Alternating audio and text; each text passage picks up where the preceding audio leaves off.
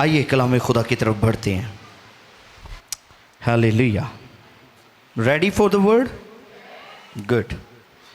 देखिए मेरे साथ नए अहदनामा में मुक़द्दस यूहन्ना रसूल की मार्फत लिखी गई यीशु मसीह की इंजील, उसका 8वां बाब है और उसकी 3री आयत से लेकर 5वीं आयत मुक़द्दसा तक हम कलाम खुदा में से पढ़ेंगे, सुनेंगे, समझेंगे और सीखेंगे। The gospel of John chapter 8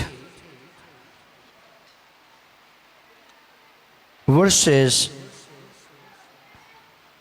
3 to 5।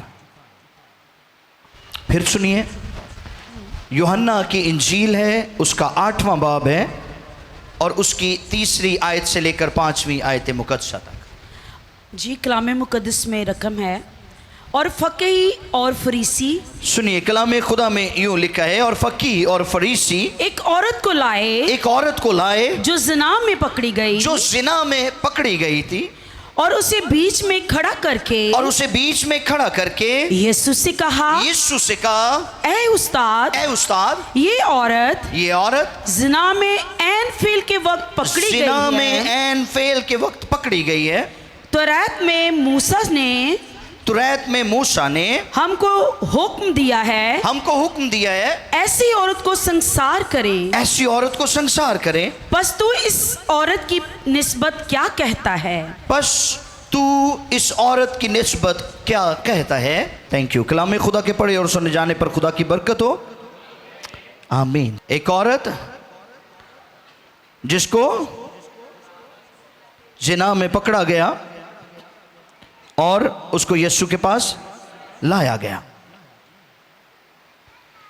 मैंने अपने एक मैसेज में पहले भी बताया था कि यहूदियों की 3 बड़ी खास ईदें होती हैं। उनमें से एक ईद ख़याम है, जो अगर हम 7वें बाब को पढ़ते हैं तो उसमें उसका जिक्र मिलता है। और आप कह सकते हैं कि इस वाक़े से, इस इंसिडेंट से, जो इस ज़िनाकार औरत का था, इससे रिसेंटली पहले ये ईद ओवर हुई थी, ख़त्म हुई थी। और ये जो ईद थी, खैमों की ईद, इस ईद को द फीस्ट ऑफ बूथ्स भी बोलते थे और द फीस्ट ऑफ टैबरनेकल्स भी बोलते थे, खैमों की ईद। और इस ईद के अंदर हर सेहतमंद और बालिग यहूदी जो मुकद्दस शहर यरूशलेम से 16 मील के अंदर रहाइश पजीर होता था, उस पर फर्ज था कि वो इस ईद में हाजिर हो। और ये सालाना 1 हफ्ते तक मनाई जाने वाली ईद होती थी, जिसमें तमाम यहूदी ख़ानदानों से हर रुकन को इसमें हिस्सा लेना बहुत ज़रूरी होता था। अब ये वही ईद है, द फीस्ट ऑफ बूथ्स, जिसमें यीशु मसीह ने रूहुल कुद्स देने का पहली मर्तबा वादा किया कि मैं रूहुल कुद्स दूंगा।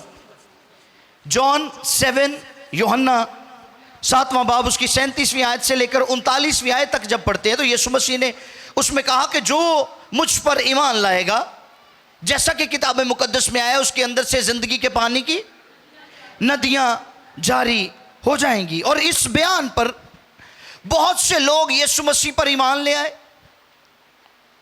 कि वही मसीह मौद है, और बाज शक करने और उसकी मुखालफत करने लगे। अब यहां पर 2 ग्रुप्स बन गए। एक वो ग्रुप था जो रिसेप्टिव था, एक वो ग्रुप था जो यीशु मसीह को कबूल करने के लिए तैयार था, जो यीशु मसीह को कबूल कर रहा था, उसको मसीह मान रहा था, उसको निजात दहिंदा मान रहा था, यीशु जो कुछ कह रहा था उसकी बातों को ठीक ठीक उसी तरह से लिया जा रहा था, तस्लीम किया जा रहा था, वसूल किया जा रहा था। लेकिन एक दूसरा ग्रुप भी था जो यीशु मसीह की उन बातों को डिनायल कर रहा था, यीशु की उन बातों पर वो एग्री नहीं थे, वो डिसएग्री कर रहे थे। और उस वक्त दोनों गिरोह सहन के अंदर मौजूद थे और इस बात को सुनने के मुश्ताक थे कि यीशु अपने बारे में क्या कहता है, यीशु के क्या ख्यालात हैं। अब जो मजहबी क़यादत थी यहूदियों की, वो कंफ्यूज थी, वो हट धर्मी का शिकार थी। उन्होंने तनकीद के चश्मे लगा रखे थे क्योंकि वो यीशु की खिदमत को तस्लीम करने के लिए हरगिज तैयार नहीं थे। वो तरह तरह से यीशु के खिलाफ प्रोपोगंडे करते थे, मंसूबे बनाते थे, यीशु की खिदमत का डिक्लाइन देखना चाहते थे, यीशु मसीह की खिदमत को फ्लॉप होता हुआ देखना चाहते थे। वो नहीं चाहते थे कि यीशु की खिदमत ग्रो करे और लोग यीशु को फॉलो करें, लोग यीशु के पैरोकार हो जाएं। इसलिए वो कोई ना कोई बहाना ढूंढते थे, कोई ना कोई तरीका ढूंढते थे जिसको लेकर वो यीशु की खिदमत को फ्लॉप कर सकते। अब जिस बात की यहूदी की आदत को समझ नहीं आ रही थी, जिस बात की फकीहों और फरीसियों को समझ नहीं आ रही थी, उस बात की उनके नौकरों को समझ आ गई, उस बात की समझ उनके सिपाहियों को आ गई। अगर हम यूहन्ना की इंजील के 7वें बाब की 45वीं और 46वीं दो आयत को पढ़े तो यहां पर आपको मिलेगा कि वो जिन्होंने तनकीद के चश्मे पहने हुए थे उनको यीशु की समझ नहीं आ रही थी। यीशु की समझ इस तब तक नहीं आती जब तक हम अपने आप को सरेंडर नहीं करते। बहुत सारे लोग कहते हैं जी सानू कलाम की समझ ही नहीं आती, कलाम जो शुरू होता सानू नींद आन लग पैंदी है, साडियां अखां बंद होने लग पैंदियां ने। क्यों ऐसा होता है? इसलिए कि आप कलाम की कबूलियत के लिए तैयार ही नहीं हैं, आपके दिल सख्त हैं, आप फिजिकली इबादत में बैठे होते हैं लेकिन आपके ख्यालात कहीं और गर्दिश कर रहे होते हैं। जब तक आप अपनी जिंदगी में कलाम की कबूलियत के लिए तैयार नहीं होंगे आपको कलाम की समझ नहीं आएगी। एक बात। नंबर 2, कभी कभी हम इबादत में तनकीद के चश्मे लगाकर बैठे होते हैं और जो कुछ खुदा का खादिम कह रहा होता है हम उसके साथ एग्री नहीं कर रहे होते। ठीक, लोगों को आदत पई हुई है वो गल्लां सुनन दी जड़ियां उन्हां वास्ते अच्छियां ने, जो उनकी पसंदीदा हैं, जो उनकी मर्जी के मुताबिक है। पता है वो पौलुस रसूल ने लिखा कि आखिर ज़माने में लोग अपने कानों की खुजली के मुआफिक उस्ताद, लोग ऐसी कलीसियाओं में, ऐसे चर्चेज़ में, ऐसी जगहों पर जाना पसंद करते हैं जहां पर उन्हें तनकीद का निशाना ना बनाया जाए, जहां उन्हें किसी बात के लिए रोका टोका ना जाए। उन्होंने कहा जाए भाई जी जो भी कर दो बेहतरीन है, हदिया टाइम ना पहुँचाओ, जो भी करते हैं बहुत अच्छा है, दायक की वक्त पर पहुंचनी चाहिए, थैंक यू। समझ आ रही है? तो ऐसी जब हालत हमारी होती है तो फिर हमें कलाम की समझ कोई नहीं आती। तो कई खादमा ने भी लोगों को खुश किया होया, वो कहते भाई जी कारोबार दब के करो, वो वाला समझते हो, वो वाला केड़ा, वो वाला कारोबार दब के करो, हदियाँ मोटा दे आओ, खैर ही है, सब ठीक है, सब चलता है। नो, यही हालत मैं आज आपको बताऊंगा। फरीसियों की, फकीहों की ये हालत थी, ये रियाकारी करते थे लेकिन यीशु के लिए इन्होंने तनकीद के चश्मे लगा रखे थे, यीशु को कबूल करने के लिए तैयार नहीं थे। अब जिस बात की इनको समझ नहीं आ रही सिपाहियों को समझ आ गई। पढ़िए यूहन्ना 7:45-46। बस प्यादे सरदार काहिनों और फरीसियों के पास आए, और उन्होंने उनसे कहा तुम उसे क्यों ना लाए। जब ये सिपाही लौट कर उनके पास आए हैं, लीडरशिप के पास, सरदारों के पास, फकीरों के पास, तो उन्होंने क्या कहा उनसे? तुम उसे क्यों न लाए? तुम उसे पकड़कर क्यों न लाए? प्यादों ने जवाब दिया, सिपाहियों ने जवाब दिया कि इंसान ने कभी ऐसा कलाम नहीं किया। कहते हैं इंसान ने कभी ऐसा कलाम नहीं किया। फरीसियों ने उन्हें जवाब दिया, क्या तुम भी गुमराह हो गए हो? वो कहते हैं जो बातें हमने उससे सुनी है, ऐसी बातें इस दुनिया में कभी किसी को करते नहीं सुना। भला सरदारों या फरीसियों में से भी कोई उन पर ईमान लाया? अब ये उनका जवाब है। सिपाहियों ने जवाब दिया कि असी कदियां जदियां गल्लां सुनिया ही नहीं जदियां यीशु करता है, तो हम उसको क्यों कर पकड़ते? तो वो कहते तुम भी उनका हिस्सा बन चुके हो। कदी साडे चो वेख्या कोई ओदे पीछे लगदा? भाई तुम में से तो इसलिए कोई उसके पीछे नहीं जाता क्योंकि तुमने तनकीद के चश्मे लगा रखे हैं। तुसी ते यीशु चो कीड़े कढ़दे रहंदे हो, तुसी ते कलाम चो कीड़े कढ़दे रहंदे हो, ते जिहड़े कलाम चो कीड़े कढ़दे रहंदे हर वेले, उन्हां नूं कलाम दी समझ नहीं आ सकती। उनको समझने की जरूरत है।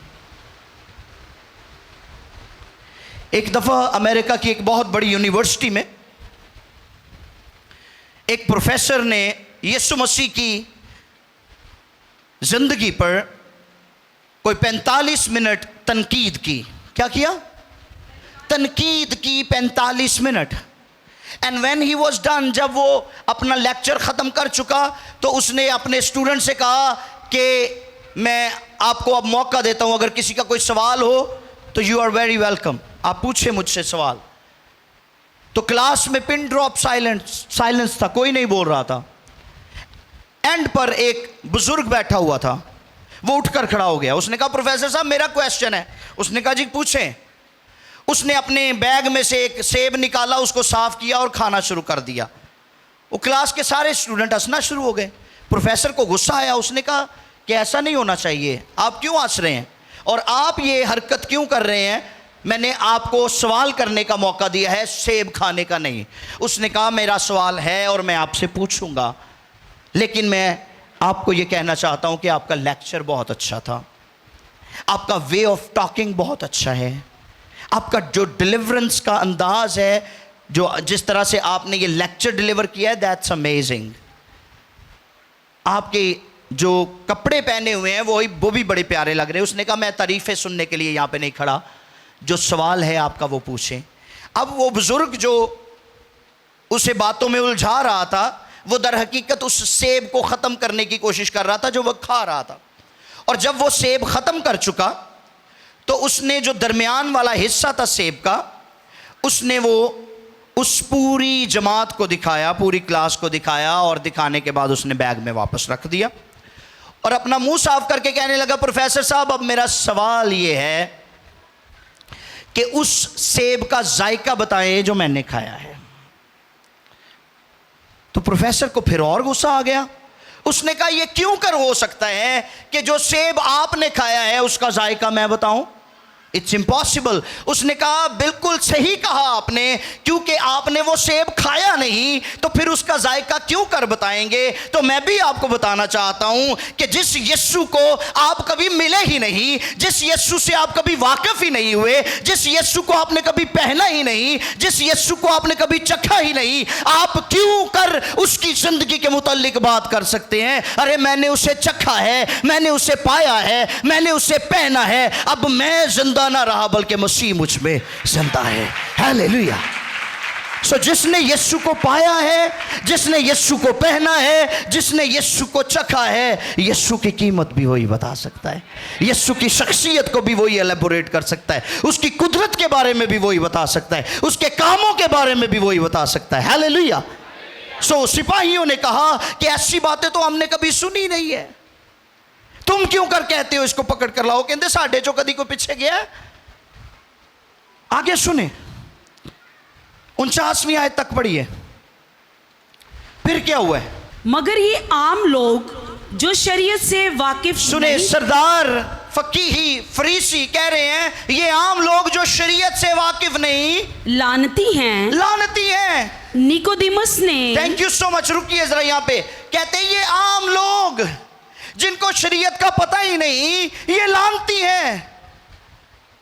आज बहुत सारे सो कॉल्ड लोग ਜਿਹੜੇ ਐਵੇਂ ਤੱਕੋ ਤੱਕੀ ਖਿਦਮਤ ਚ ਵੜ ਆਏ ਨੇ, ਉਹਨਾਂ ਦੀ ਪੁਰਾਣੀ ਇਨਸਾਨੀਅਤ ਅੱਜ ਵੀ ਉਹਨਾਂ ਦਾ ਪਿੱਛਾ ਕਰਨ ਰਹੀ है और वो कभी उनसे जुदा नहीं होती। वो प्रिटेंड करते हैं रूहानी बनने का, वो प्रिटेंड करते हैं अपने खादिम होने का, वो प्रिटेंड करते हैं अपने लीडर होने का, जबकि उनके अंदर लीडरशिप की कोई खूबियां नजर नहीं आती, रूहानियत की कोई रिफ्लेक्शन उनके अंदर से नजर नहीं आती।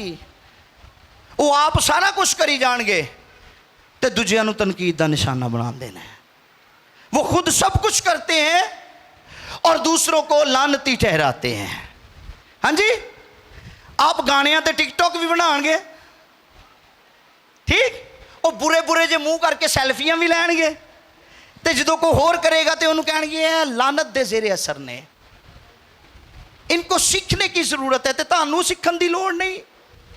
तुसी जड़े सिखान टुरे हो, पहले खुद को तो ठीक करें, पहले अपना शतीर तो निकालें, फिर दूसरे के तिनके की बारी आएगी। की ख्याल है? असी पहले अपने शतीर वाल वेखते नहीं, तो अगले का तिनका कट्टन की कोशिश करने, उसकी अख ही कट के बाहर सुट देने। ये हालत थी इनकी। कहते हैं लोग तो लानती हैं, उन्हें शरीयत का क्या पता। अब ग्रज क्या था अंदर? ग्रज ये था कि जो बातें यीशु करता था उन्हें नहीं आती थी। हालेलुया। जो बातें वो सुनते थे यीशु से, उनकी कभी अक्ल से भी नहीं गुजरी थी। शरीयत पढ़ी हुई थी उन्होंने, शरीयत के उस्ताद थे वो, लेकिन यीशु की बातों का मुकाबला नहीं कर सकते थे। ये प्रॉब्लम था उनका। तो फिर निकोदेमस जो यीशु मसीह का शागिर्द था, चुपके से यीशु का शागिर्द हो गया। उसने उनको क्या जवाब दिया, सुनिए।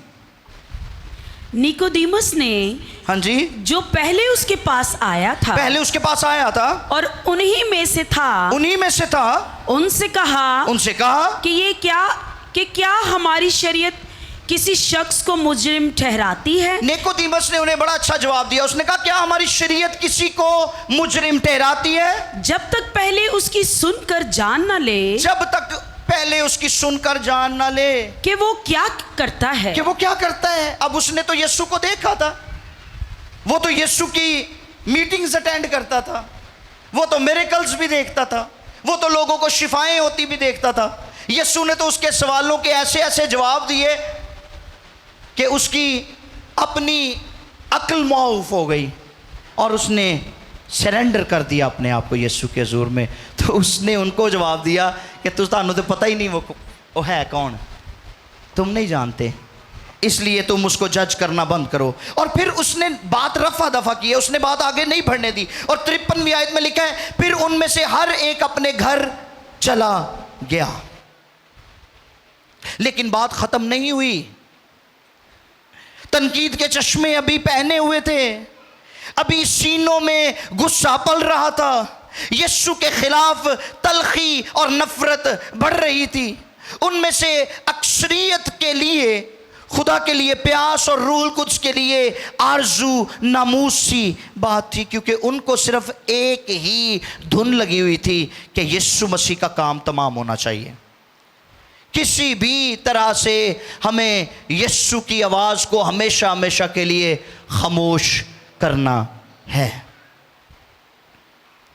अब ये उस आवाज़ को खामोश करवाने की कोशिश कर रहे थे जिस आवाज़ ने आसमान और ज़मीन को बनाया था, जिस आवाज़ ने कायनात की हर एक चीज़ को खलक किया था, ये उस आवाज को खामोश करवाना चाहते थे जिस आवाज को आदम सुना करता था, जिस आवाज को अब्राहम सुना करता था, जिस आवाज को नूह सुना करता था, जिस आवाज को इसहाक और याकूब और मूसा और दाऊद और अंबिया और मुकद्दसीन सुनते थे, वो उस आवाज को खामोश करवाना चाहते थे।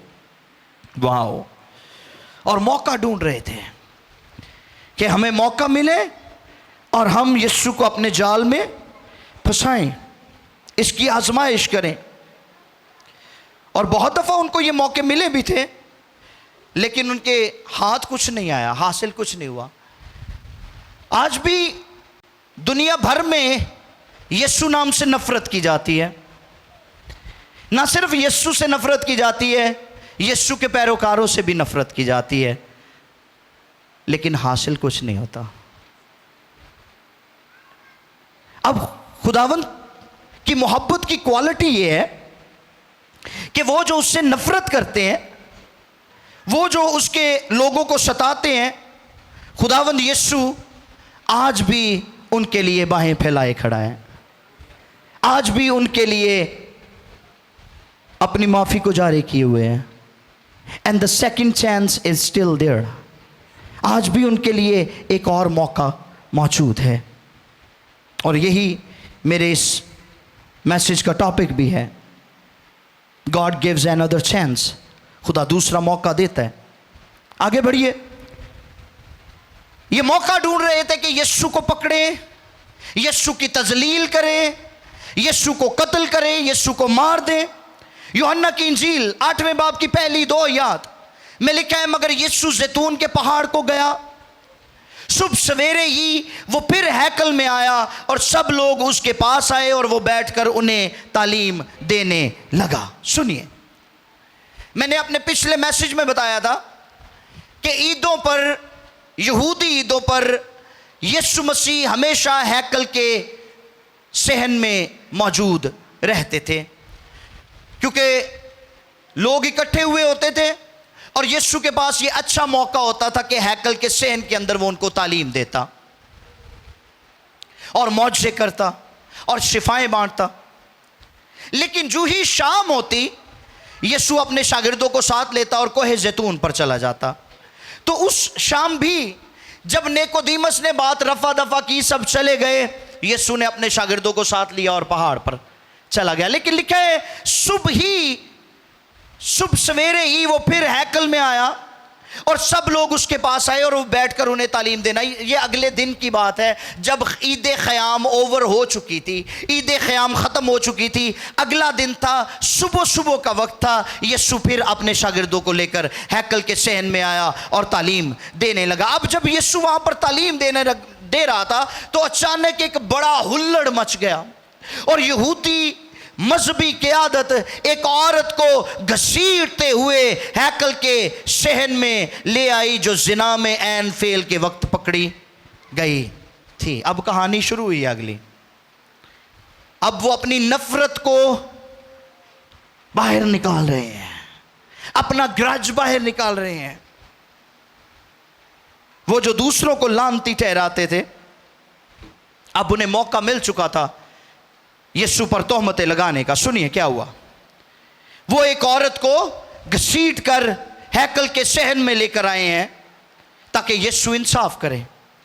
अब जिना के कानून में कोई लचक नहीं थी किसी तरह से भी, मगर अक्सर इस पर सख्ती से अमल नहीं किया जाता था। क्यों नहीं किया जाता था? क्योंकि ए जड़े ठेकेदार सी, ए आप भी एस प्रोसेस जो गो थ्रू होंदे सी। सुने गौर से, ये खुद भी इसमें से गो थ्रू होते थे और अपनी कुर्बानियां चढ़ाकर माफी ले लेते थे। इसलिए इस पर सख्ती से अमल नहीं किया जाता था। इस पर अमल करने में सुस्ती इन फरीसियों की रियाकारी का एक और नमूना था। शरा के आलिम और फरीसी बड़े फख्र से इस औरत को भीड़ में से धकेलते और घसीटते हुए यीशु के पास लेकर आए और यीशु के सामने पेश किया। और फिर क्या कहते हैं, सुनिए। कहते हैं, उस्ताद, ये औरत जिना में ऐन फेल के वक्त पकड़ी गई है, तो तो रैत में मूसा ने हुक्म दिया है कि ऐसी औरतों को संसार करें, बस तू इस औरत की निस्बत क्या कहता है? Question mark. सवाल छोड़ा है यीशु के लिए, सवाल किया है यीशु को सवेरे सवेरे। यीशु तालीम दे रहा है और तनकीदी पहुंच गए हैं। कईयां नूं फूड़ी ते बह के बड़े सवाल याद आएंगे। हाँ जी, वो किसी की मरग हुई होएगी ना, तो उत्थे बह के कईयां नूं बड़ी वो भगती चढ़ती है, तो एडे एडे पुट्ठे सवाल, इतने इतने अजीब क्वेश्चंस वो पता नहीं कहां कहां से निकाल कर लाते हैं। सिगटा पी पी उन्होंने बुल काले किए होंगे ने अपने। हाँ जी, ते सवाल करनगे कलाम चो, ऐ जी साडा भी एक सवाल है, इहदा ते जवाब दो। तुसी पहले भाजी सिगटां ते छड्डो, तुहाडे सवालों के जवाब यीशु ने आप ही दे देने ने। आपने तो तनकीद के चश्मे पहने हुए हैं और हर जगह असी वेख्या है पादरियों को फसान की कोशिश करते हैं लोग। ये बहुत बुरी आदत है और इस आदत से हमें बाज आना चाहिए। हाँ, सीखने की गर्ज से हमें ज़रूर सवालात पूछने चाहिए, और अगर हम सीखने की रूह में हैं तो फिर हम आजिज़ होंगे, फिर हम हम्बल होंगे। ठीक, क्योंकि सीखण वाले दे अंदर आकड़ नहीं होंदी, सीखण वाला मिटिया होंदा है, सीखण वाला आजिज़ होंदा है। तो ये यीशु के पास आए हैं और आकर कहते हैं मूसा ने तो ये हुक्म दिया था, अब तू बता तू क्या करता है, तू क्या कहता है। अब ये बात तो दुरुस्त थी कि शरीयत के मुताबिक इस औरत की सज़ा मौत ही थी। शरीयत गुनाह की निशानदही करती है और मुआफ़ी की पेशकश नहीं करती, बल्कि सज़ा की ज़रूरत को बयान करती है। मगर ये शरई क़यादत जो करने जा रही थी वो शरीयत की तहरीक नहीं थी। जो ये करने जा रहे थे वो शरीयत की तहरीक हरगिज़ नहीं थी, और ना ही उन्हें उस औरत के गुनाह से सरोकार था। सुनिए, जबकि वो तो उस औरत को एक मोहरे के तौर पर इस्तेमाल कर रहे थे, असली टारगेट तो यीशु था, असली टारगेट यीशु था। इस सारे वाक़े में यहूदी मजहबी क़यादत की रियाकारी साफ नज़र आ रही थी, साफ खुली डुली।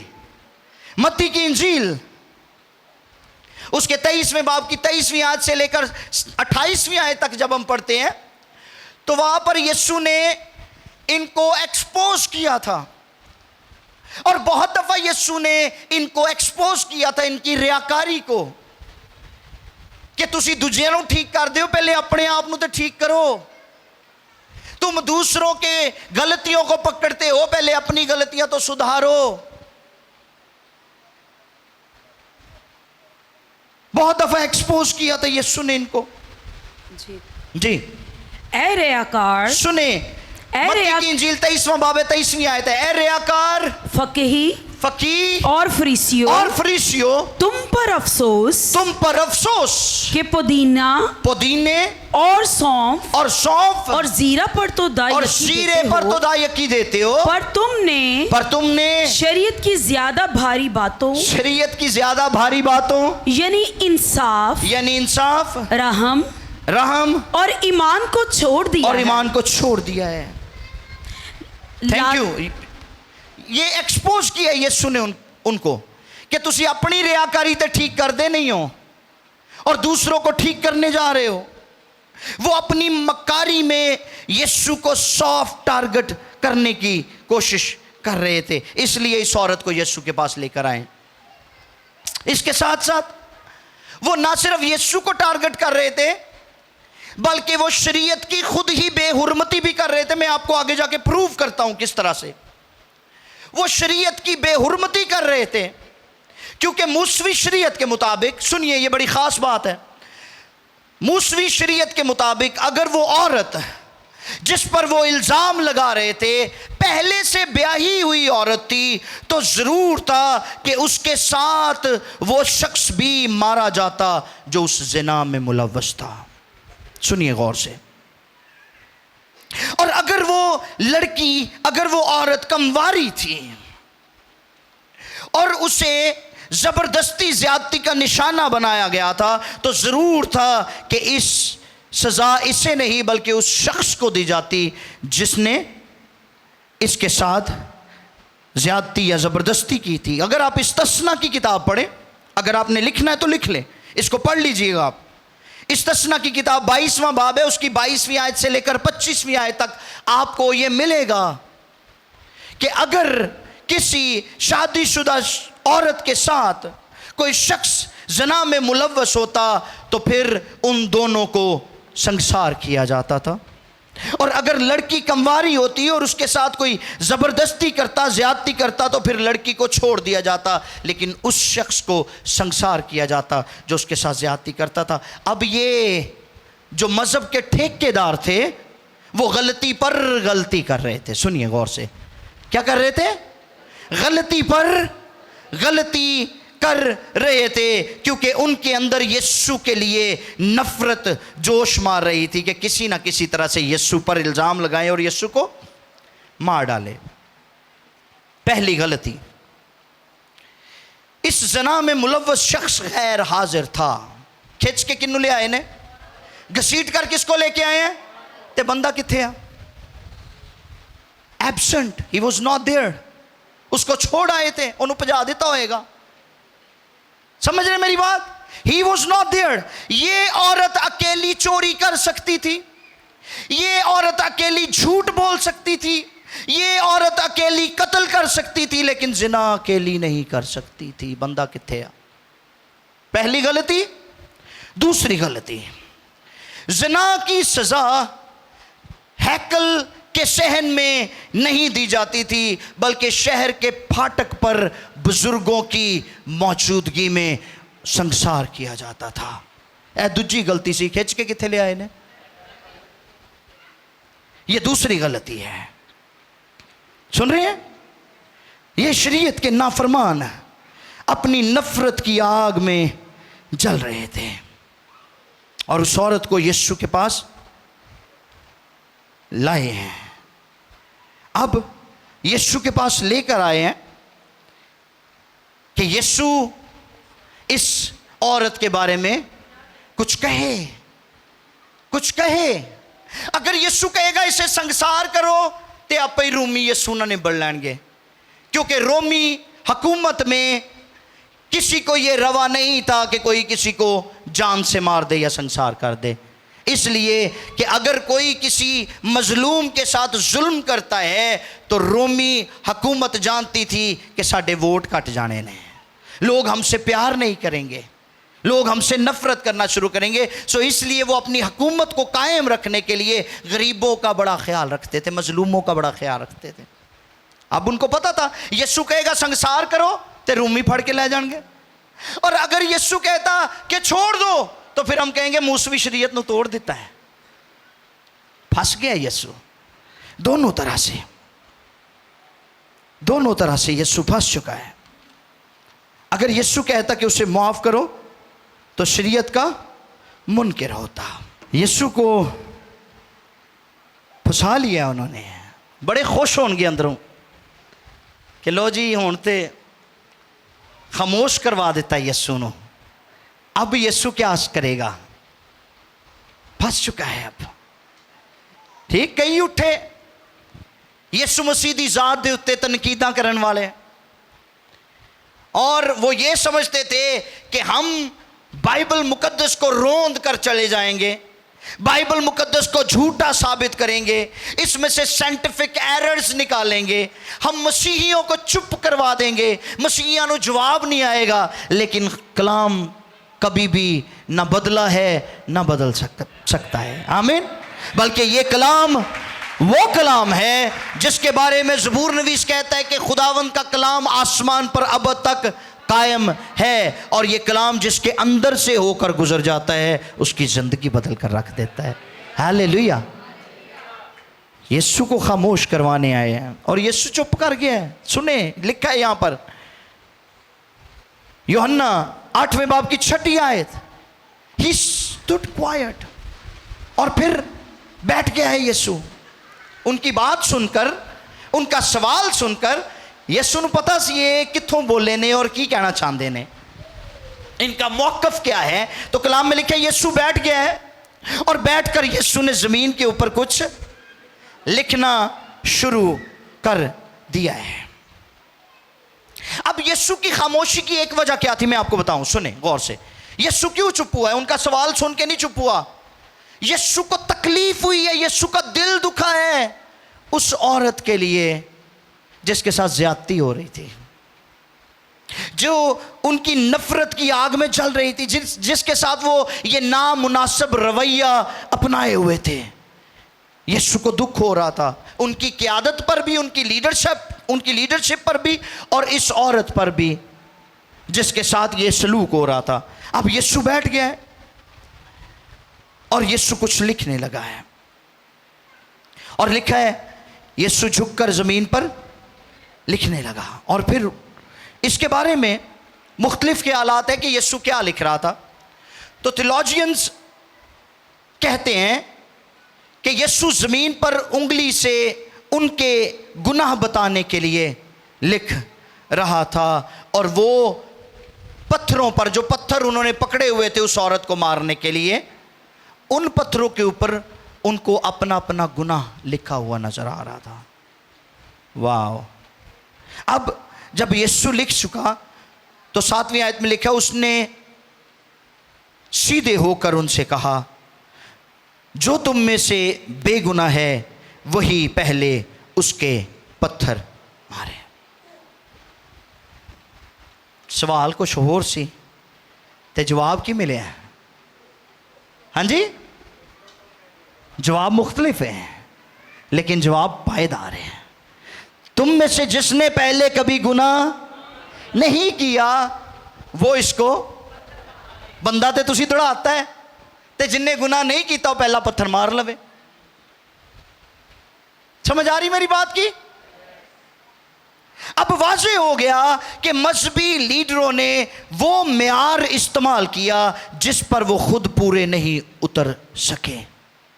उन्होंने ऐसे कानून को लागू करने का मुतालबा किया जिसके लिहाज से उनमें से कोई भी बेकसूर नहीं था। यहाँ तक कि उनमें जो सबसे उम्र रसीदा, जो सबसे बूढ़ा शख्स था, ओदे भी गुनाह वाज़ेह हो गए। वो भी अपने अंदर गिल्टी फील करने लगा, वो भी शर्मिंदगी ना बाहर निकल गया। और हो सकता है जो पहला बजुर्ग बाहर निकले होएगा ਉਹਦੇ ਪਿੱਛੇ बाकी भी किरण मकिरनी निकल गए होंगे। कहते होने भाई जी ए बाबे होरी नहीं थे बचे तो साड़ी की औकात है। समझ रहे मेरी बात? तो वहां पर कोई रह नहीं सका। अब जो पत्थर वो लेकर आए थे कि यीशु को अज फैसला नहीं होना, तो अज हैकल दे सेन च संसार करांगे यीशु नो। अब जो बात यीशु ने उनके साथ की, जो जवाब यीशु ने उनको दिया, वो भी जान गए कि यीशु नूं साडियां हकीकतां दा पता लग गया। बेहतर पत्थर सुट्टो तो हौली हौली बाहर निकल जाओ, क्योंकि जे यीशु ने साडा राज खोल दिता इहो ही पत्थर सानू वजणगे। हालेलुया। उनकी शर्मिंदगी, उनका गुनाह उन पर एक्सपोज हुआ और वो वहां से रवाना हो गए। वो ठहर नहीं सके यीशु की पाकीज़गी के सामने। Praise God, hallelujah.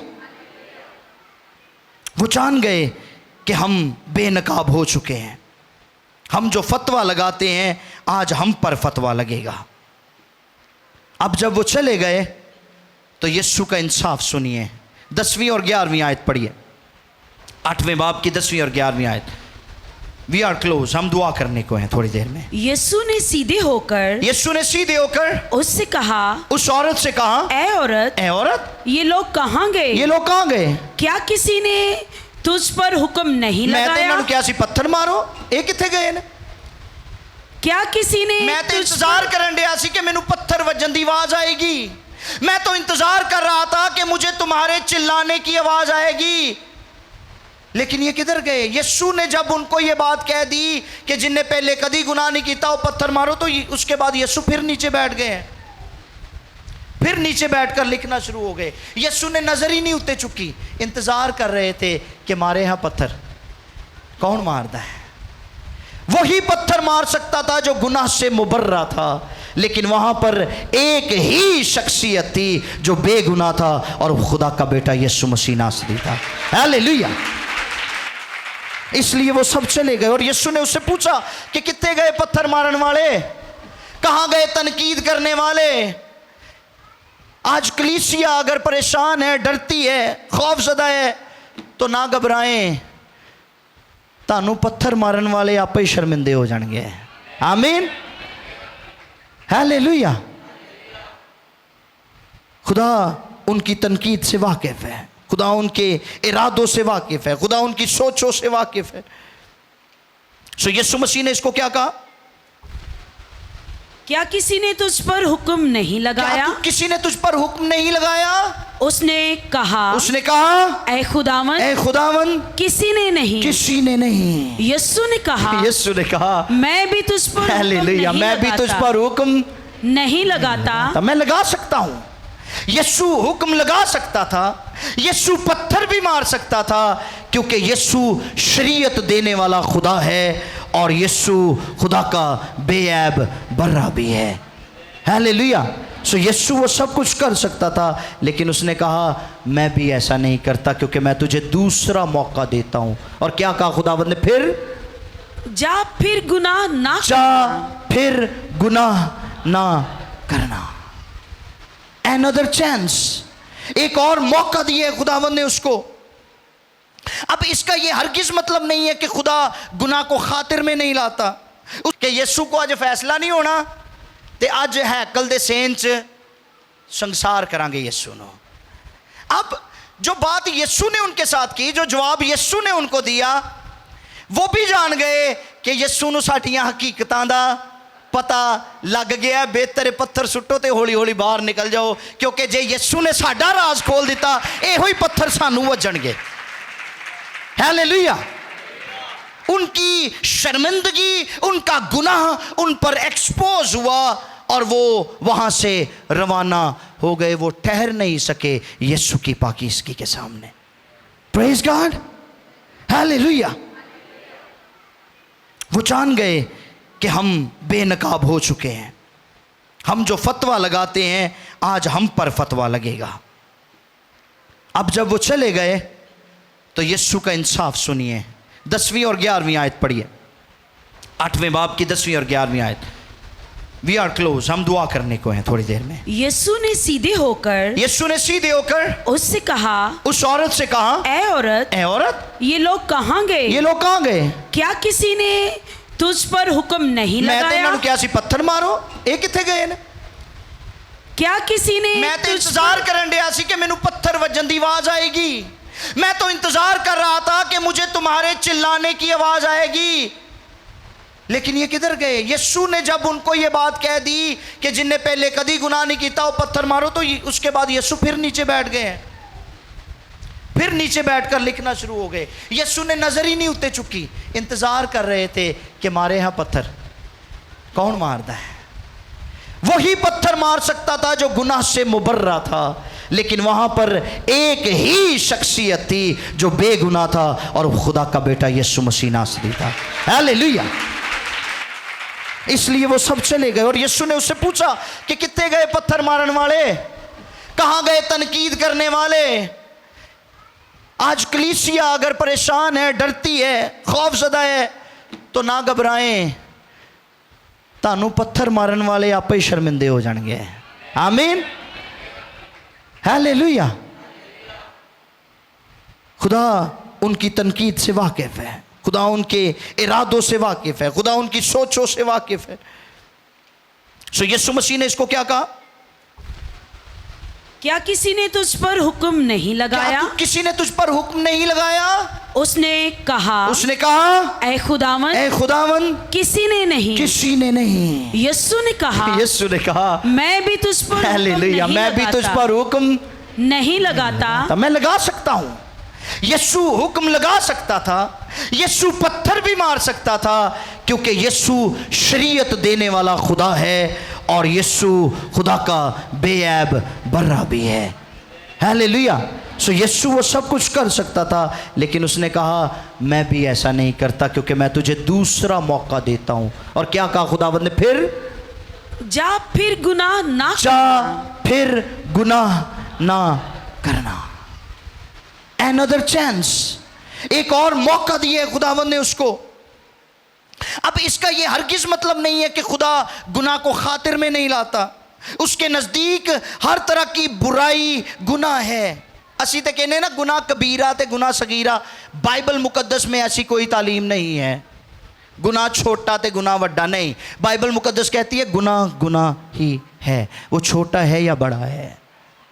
लेकिन अगर कोई शख्स दूसरा मौका पाकर फिर बाज नहीं आता तो फिर कलाम में लिखा है खुदा मुतवातर गुनाह करने वाले की बालदार खोपड़ी को चीर देता है। सो हमें खबरदार रहना है। उसने इसको सेकंड चांस दी है, उसने इसको एक और मौका दिया है।